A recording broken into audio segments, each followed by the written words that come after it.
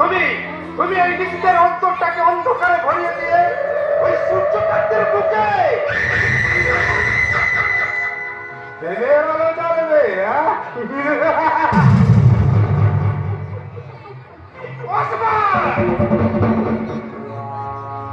আমি কখনোই হতে দেব না আলো, কখনোই না।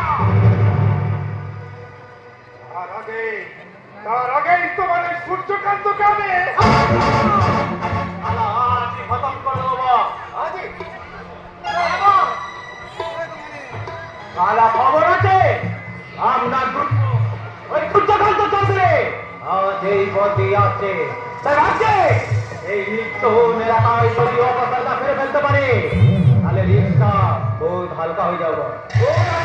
Good idea, very good idea.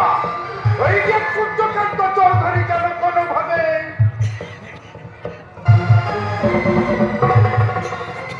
কাল সকালের সূর্য দেখতে না পায়। ওই সারা সূর্য আর কোনোদিন সূর্যের মুখ দেখতে পাবে না। একটা কথা আমার কিছুতেই এই মগজে আসছে না। আমার এত দুশ্মন থাকতে হঠাৎ ওই ভোলা ভালা ভদ্রলোকটাকে কেন টার্গেট করলে? ওই রাস্তাটা আমাকে ওভারটেক করে আমার টার্গেটে হাত বাড়িয়েছে। কথাটা ঠিক বুঝলাম না বস। তাহলে আমার বস প্রতাপ হোটেলের একমাত্র মেয়ে আলোকে আমি মনে মনে ভেবেছিলাম মালটাকে কবজায় আনতে পারলে আজ কন্যা সহ বিশাল রাজত্ব আমার।